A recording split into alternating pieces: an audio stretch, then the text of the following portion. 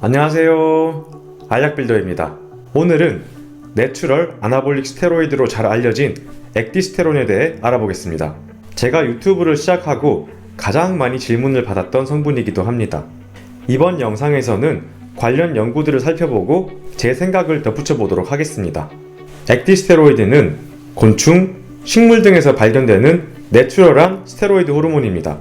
보시다시피 종류가 엄청 많습니다. 대표적으로 연구가 많이 되는 성분은 20하이드록시 액디손이고요. 털키스테론도 시중에서 많이 유통되고 있습니다. 과거부터 이러한 성분들은 근력과 근육량을 증가시킨다고 광고가 많이 되었고요. 실제로도 많은 보디빌더들이 섭취 중인 성분입니다. 곤충, 식물 등에는 액디스테론이 결합하는 수용체가 존재합니다. 반면 인간에는 액디스테론이 결합할 수 있는 수용체가 존재하지 않습니다. 그래서 과거로부터 추측이 되어 왔습니다.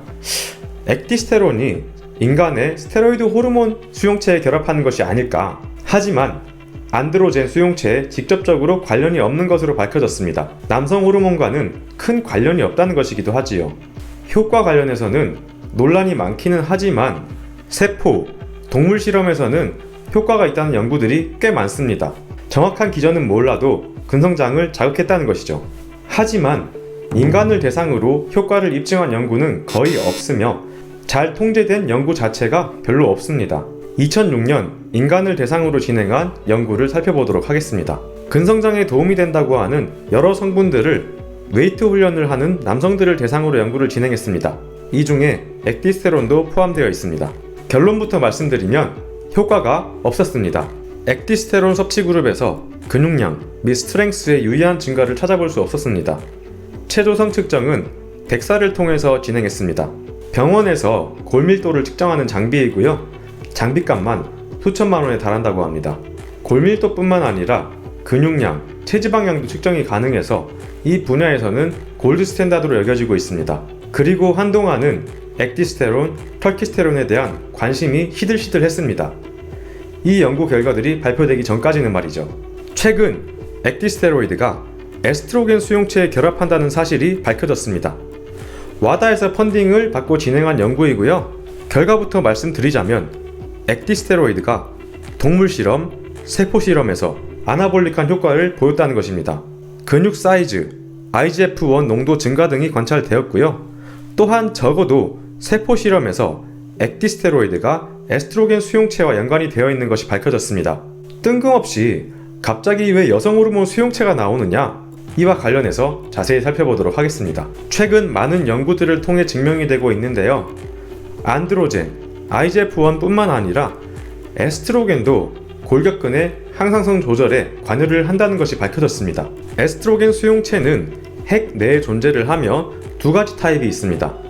에스트로겐 리셉터 알파, 베타가 있는데 골격근에는 둘 다 발현되어 있는 것으로 나타났습니다. 에스트로겐 베타는 근손실을 막고 아나볼릭한 효과와 관련이 되어 있다는 것이 밝혀졌습니다. 그리고 2019년 와다 펀딩을 통해 후속 연구가 진행됩니다. 독일 쾰른 스포츠 대학에서 인간을 대상으로 액디스테로이드 효과에 대해서 연구를 진행합니다. 10주 동안 46명의 남성을 대상으로 플라시보 그룹, 액디스테론 섭취 그룹 중재 연구를 진행했습니다. 연구 결과를 말씀드리자면 액디스테론을 섭취한 그룹에서 더 높은 골격근 증가를 나타냈으며 벤치프레스 원RM이 증가했다는 것입니다. 그리고 테스토스테론의 농도 변화가 없었고 간독성, 힘독성 등의 부작용도 관찰되지 않았습니다. 그래서 이 연구에서는 액디스테로이드를 S1, 아나볼릭 물질로 포함을 시키고 도핑 물질로 관리를 해야 된다는 주장을 합니다. 이 연구만 보면 군침이 싹 돕니다. 꿈에 그리던 헬스 보충제가 나타난 것이니까요.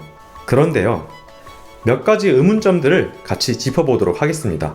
첫 번째, 이 연구에서는 근육량 측정을 BIA, 생체전기 임피던스 방법을 통해서 측정을 했습니다.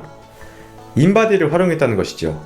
헬스를 조금이라도 해보신 분들이라면 잘 아실 거예요. 인바디가 얼마나 변덕스러운지, 신뢰도가 그렇게 높지 않다는 것을요. 앞서 말씀드렸던 덱사 정도의 골드 스탠다드를 활용했으면 어떨까, 그런 아쉬움이 남습니다. 두 번째, 성분 관련 이슈입니다.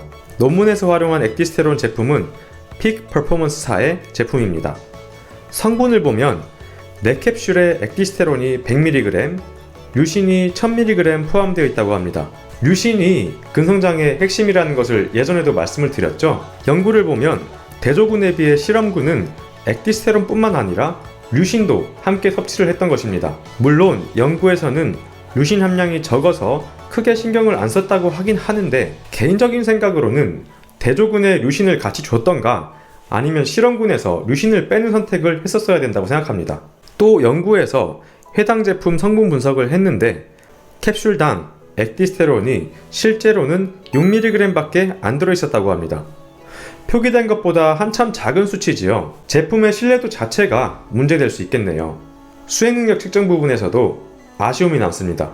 연구에서는 대조군, 실험군 그룹의 점프력, 스쿼트 1RM, 벤치프레스 1RM을 측정을 했습니다.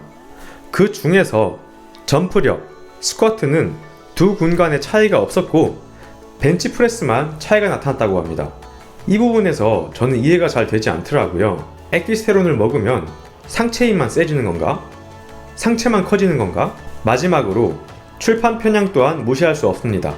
출판 편향이란 저널의 편집자가 부정적인 결과의 논문보다 긍정적인 결과의 논문을 출간할 가능성이 크다는 것입니다. 즉, 실패한 논문보다 성공한 논문이 더 선호된다는 뜻입니다. 이와 관련해서 논문 하나를 살펴보도록 하겠습니다. 와다의 도핑 금지 목록 등재가 꼭 신뢰도 높은 과학적 근거가 기반이 되는 것은 아니라는 연구입니다. 여기 보시게 되면 액티스테론이 와다의 모니터링 프로그램에 포함된 것도 분석을 하고 있네요. 결론부터 말씀드리면 다른 성분에 비해서 비교적 현대과학의 표준을 잘 준수했지만 출판 편향을 배제할 수 없다고 합니다. 이러한 편향과 빗돌림을 줄이기 위해서 메타 분석 등 체계적 고찰 연구가 추가적으로 필요합니다. 현재까지는 없는 것으로 확인이 되었네요. 아무튼 2019년 연구가 발표된 후 2020년 와다에서 액티스테로이드를 모니터링 프로그램에 등록을 합니다. 모니터링 프로그램이 뭐냐면 금지 약물은 아닌데 스포츠에서 오남용 실태를 파악하기 위해서 주시하고 있다는 뜻입니다. 쉽게 말하자면 경기력 향상 관련 뚜렷한 증거가 없어서 아직 주시하고 있다 정도 되겠네요. 그렇게 2023년까지도 액티스테로이드는 와다의 모니터링 프로그램에 등록이 되어 있습니다. 뭔가 더 뚜렷한 증거나 후속 연구가 발표된다면 나중에는 금지 약물로 지정이 될 수도 있겠네요. 네, 이제 액티스테로이드에 대한 제 생각을 한번 말씀드리도록 하겠습니다. 저라면 액티스테로이드를 안 사먹을 것 같습니다. 확실한 효과가 있는 것도 아니고 아직 인간을 대상으로 한 연구 자체가 부족하니까요. 약학적인 용량, 용법도 정해지지 않았습니다. 하루에 얼마를 먹어야 되는지, 어떻게 먹어야 하는지 아무도 모른다는 것입니다. 또한 연구에서도 밝혀졌듯이 제조사에서 표기한 양이랑 실제 함량이 달랐습니다. 국가기관에서 구매한 것도 그런데 과연 개인이 함량이 확실한 제품을 구매하는 것이 가능할까요? 저는 못할 것 같습니다. 하나하나 따지고 있는 시간 자체가 아깝기도 하고요. 누가 그러는데 땡땡땡 보충제가 근성장에 그렇게 좋다더라, 연구에서 나타났는데 땡땡땡 보충제가 헬린이한테는 필수라더라, 그런 거 다 사다 보면 통장 잔고가 텅텅 비게 됩니다. 집중력 있게 운동 강도를 잘 뽑으시고 영양을 잘 챙기시고 수면, 휴식을 잘 취하는 것이 가장 중요합니다. 이런 기본부터 잘 지키시고 영양제는 나중에 알아보셔도 늦지 않습니다. 영양제 하나 더 먹는다고 마법 같은 일은 일어나지 않습니다. 앞으로도 여러분들의 합리적 소비를 위해 노력하는 채널이 되겠습니다. 시청해주셔서 감사합니다.